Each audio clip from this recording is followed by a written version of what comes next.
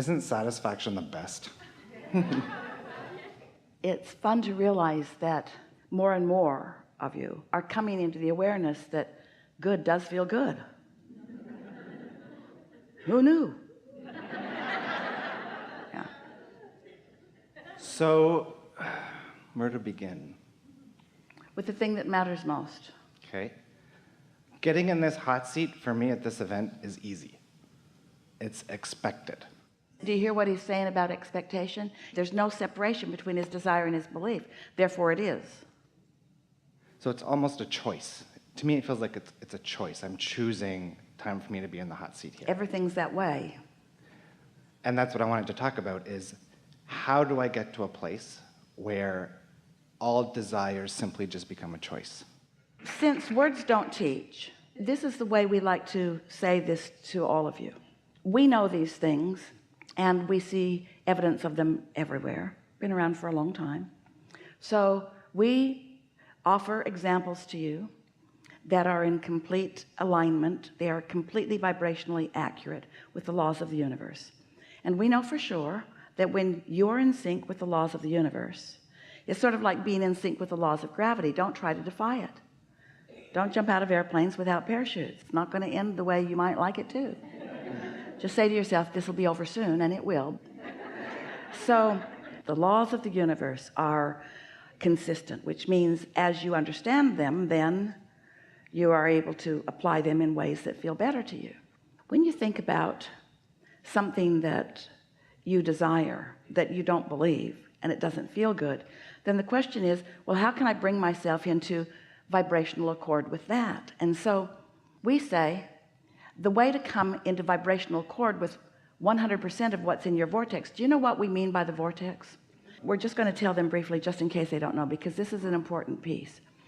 As you in your physical body are sifting and sorting, knowing what you don't want and knowing what you do want, even at unconscious levels or at levels where you're not giving a whole lot of attention to it, you are launching these rockets of desires or preferences. When someone's rude, you know you want them to be nicer. When you're rude, you know you want to be nicer. If you don't have enough money, you know you want more money, and so forth. So this vibrational reality is gathering, sort of like the fetus in a womb. And law of attraction is gathering the cooperative components. So it's becoming more and more and more and more and more. Well, it reaches a place of being ready to be birthed into your experience. But if you're not a vibrational match to what it is, in fact, if you're like so many people and you are a vibrational mismatch to what it is, you want it, but, in other words, I want more money, but I don't have enough. If you are not a vibrational match to it, then even though it is offering revelations, impulses, your inner being is guiding you continually on how to get closer to what you want and how to understand that every choice that you make can be manifested. If you're not in the vibrational vicinity of that, then you miss it. And so we teach that through meditation, there are other ways, but meditation is the clearest, easiest, surest way. When you quiet your mind, sit for 15 or 20 minutes, and usually by the end of that 20 minutes, you can, if you've found something to focus upon, like the flicker of a flame or a dripping of a faucet or even the sound of the air conditioner in the room or your own breathing, just find something to focus on that takes your attention away from things that are bothering you. Your vibration will rise, and usually you feel a feeling of detachment in your physical apparatus. And what happens when you accomplish that is that since you have ceased all thought, then you've ceased all resistant thought, which means resistance isn't a factor in your vibration anymore, and your vibration rises, and then you are at one with your inner being, and then the impulses come. Well, we've offered this to you, and it is absolute, and yet for some those were only words. They were only words that don't have any true meaning, and therefore there's no true knowing on the part of those hearing until you have had the experience of meditating and quieting your mind and feeling the detachment and the vibration rising, and then actually felt or had the experience of something occurring to you that felt satisfying as it occurred. And as you followed the satisfying trail of these thoughts that are coming, it led to the manifestation that you want, such as in this case the manifestation of being in the hot seat. So since words don't teach, only life experience does, we can't give you the knowing. We can only know it and offer as many examples of it as we can and have as many conversations where you feel energy moving. In other words, if we can convince you that a shift in your vibration will mean a shift in your experience, and if we can convince you that that doesn't mean getting others to be different, it means your perception of them being different, your perspective of them being different. Once you are able to control your perspective, then you can control your relationship with your inner being and with all of these resources and with what's in your vortex. And then it really does begin to feel like a choice. Everything's a choice. I am invincible, meaning I know how the laws of the universe work. I'm wise enough to know whether it's a satisfying feeling or not. I'm wise enough that if it's not satisfying, I change the thought when it's easy to change. I don't wait for the momentum of it to get so strong I can't change it. And so I'm in more control, you might say, of the way I feel. So I hang out in satisfaction more of the time, and life just gets better and better and better and better and better and better and better.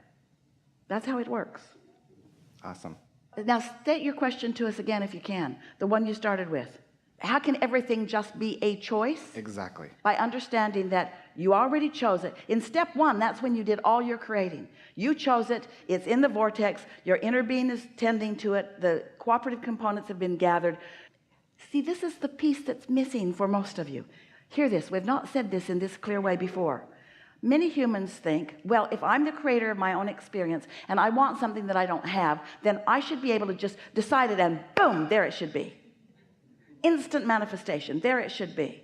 And we say, you can get to that point, and in some cases you already are. But you didn't come to just decide and bam, decide and bam. You came to let life help you to choose and to continue to amend and add to what you want, to fill in the details experience by experience until you've created a really wonderful, rich, deep relationship with life. And then you intended to get into that mode of relaxation and letting it in and letting go of resistance, where you can then receive the impulses to move in the direction of it, because you didn't come for somebody else to just anoint you with stuff. You didn't come to just inherit from someone else what they had created. You came as creator, and you will never find satisfaction without being the creator, which means I don't like that, and I know I don't like it by the way I feel. Well, what is it that I do want? Well, I do want that, but I can't get that because I don't believe that yet. I'm still over here. So then you've launched it, and then you begin to find ways of letting yourself be more of a match to this than this. Sometimes it requires not thinking about it, because every time you think about it, you think about it in the same way that you used to think about it. We've been telling a story. Most of you haven't heard it. Some of you have. This is what we want you to hear, and then we're going to tell you a story that's going to make it easier for you to hear it. Right now, where all of your power is, you could absolutely do just as you say. If you're standing in this satisfied place of non-resistance, you could choose anything, and you would begin moving toward it, and you would know it. You would know first by the excitement or the exhilaration you feel as you first think about it. And then, if no one talked to you about how hard it is, and you didn't remember how hard other things like it had been, and you didn't start jamming up the circuit with beliefs and memories that clog it, it would just move steadily from this pure place of wanting into a manifestation. But during the process of it evolving, in the process of these thoughts turning to things, you will have other experiences that will cause you to put more defining things into your vortex. And so that's what deliberate creating at its best really is. You ask, it starts to come. Your new perspective shifts, because when that dropped in, you had a different vantage point, so more contrast caused you to offer another intention. You still find alignment, and so that comes along, which is a new experience, which causes more differing contrast. So we would like to just zap you into an understanding that you are making those choices. Every single thing that you are living is because you are doing exactly what you wish to do, which means your question wasn't quite as clear as you wanted it to be, because you are constantly making those choices, and those choices are constantly coming into your experience exactly at the vibrational frequency that you've offered them.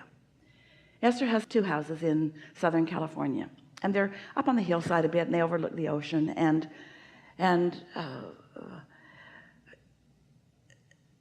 we're trying to decide which story is the most emphatic, because there are 2 really great stories. So the guest house has a clay tile floor, and when Jerry and Esther were choosing that flooring, they chose it from a very beautiful sample.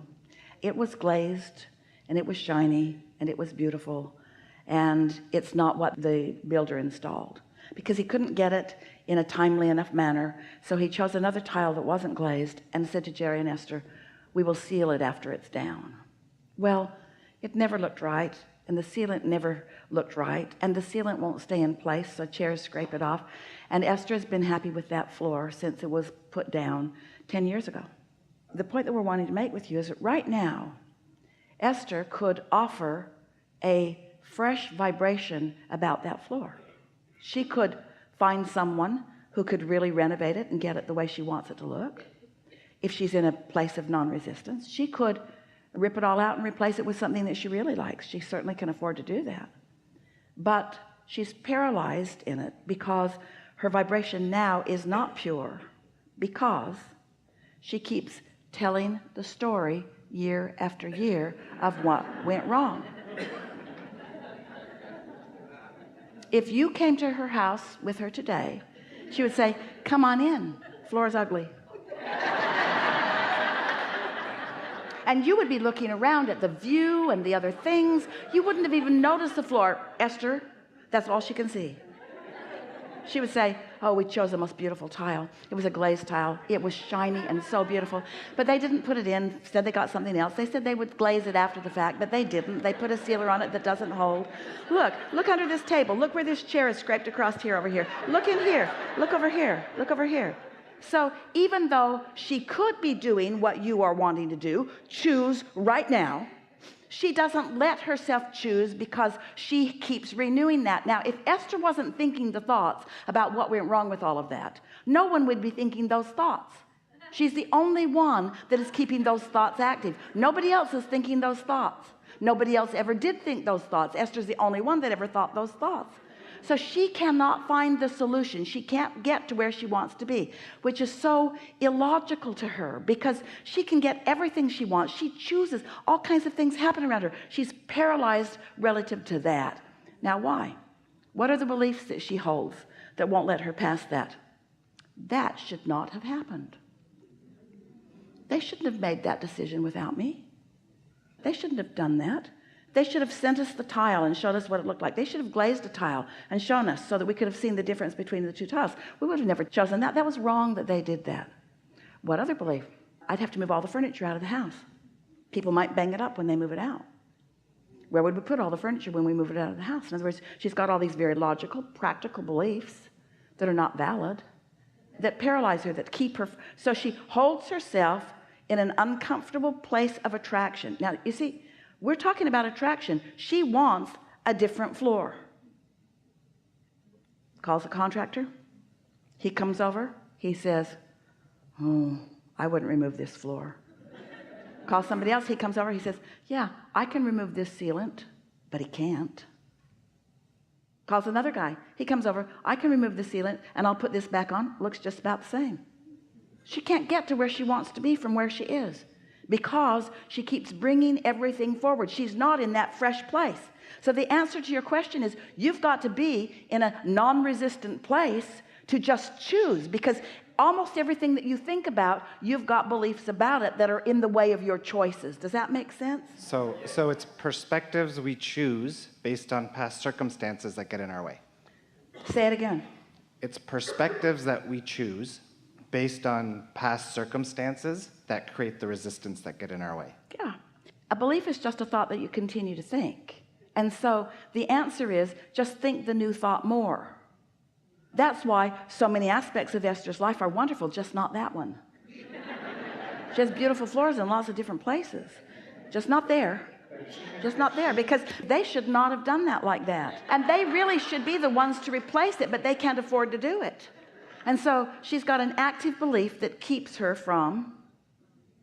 We're going to give you another example. So in the same house, Esther's not there very often, but she came and she's sitting at her desk in her living room looking out over the deck and across, and usually she sees the ocean out there, but it was gone because her own trees had grown over and obstructed her view.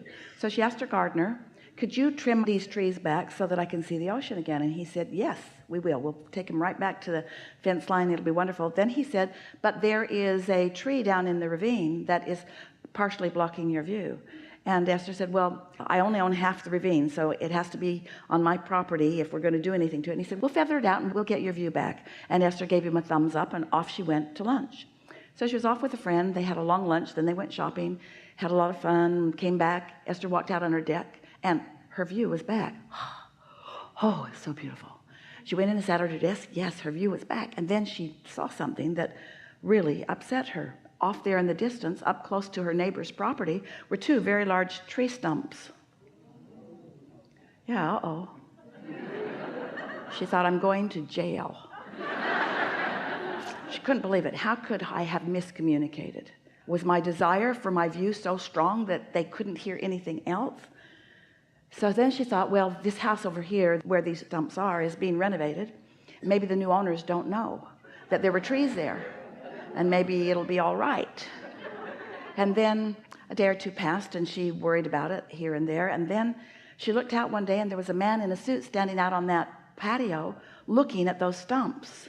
And Esther said, the jig is up. And then he took out his phone and was taking pictures of them. So Esther thought, I'd better go confess.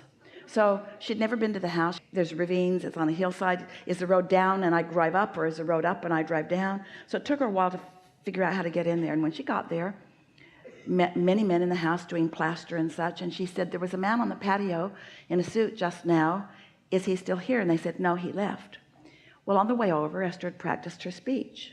I did that, and I am so sorry, and I didn't mean to, and I will make it up to you in whatever way you want. I'll replace the trees, or I'll plant your whole yard. Whatever makes that all right, I want to do it. I am so sorry. But he wasn't there, so she didn't deliver her speech. So she went home and practiced her speech more and watched for the opportunity for him. And then the next day, she went off to lunch with same friend again. And when they came back, she said, come see what I did. And so they went through the lower house and out onto the patio, and Esther pointed at the trees, and she said, my gardeners cut those down, and I don't know what I'm going to do about it. And her friend said, wait a minute. Your gardeners didn't cut those down while we were at lunch yesterday. Why isn't the hill torn up? Where's the debris from the trees? They couldn't have done that in that short a period of time.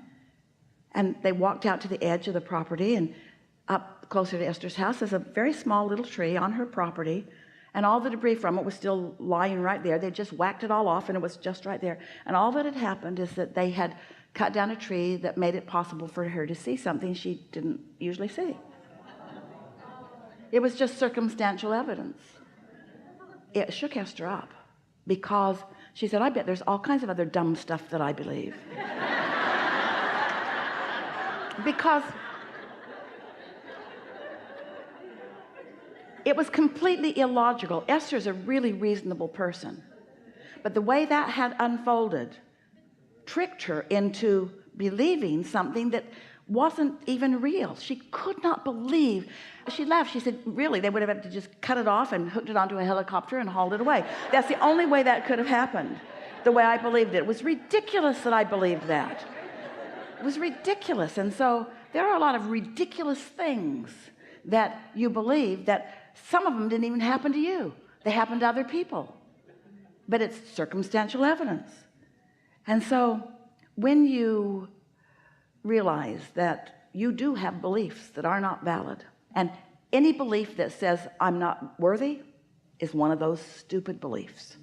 Any belief that says source is going to be mad at me if I do that, there's so much that you believe about yourself and about others that prevent you from enlightenment. The way I see it is that we allow our circumstances to define our beliefs. That's exactly right. And let's talk about why. That's because, ooh, those are such good words. That's the most meaningful part of this conversation that will happen all day long. That's exactly right. Because, say it again. We allow our circumstances to define our Yes, beliefs. which means what I can see and hear and smell and taste and touch is what I'm using to make my decisions, not what my inner being knows, not what's in my vortex. I'm not under the influence of broader point of view. I'm under the influence of very narrow point of view. And the big question is, am I under the influence of love for myself or not? Apparently Esther was a little bit under the influence of a little guilt for herself. She is so aware. She's all the time trimming her tree so that her neighbors can see. She really, really, really wants to be a good neighbor. And she's such a good neighbor. She spends way more money than she should be spending. There's no should. She cares a lot. She cares way too much about how she's affecting others. That's what's going on vibrationally there. Cares way too much about that, to the point of believing things that aren't even true. You all do. And it's because the others around you, many of them well-meaning, have trained you to believe that you should stand on your head to please them. And you have in many ways replaced them as your guidance system.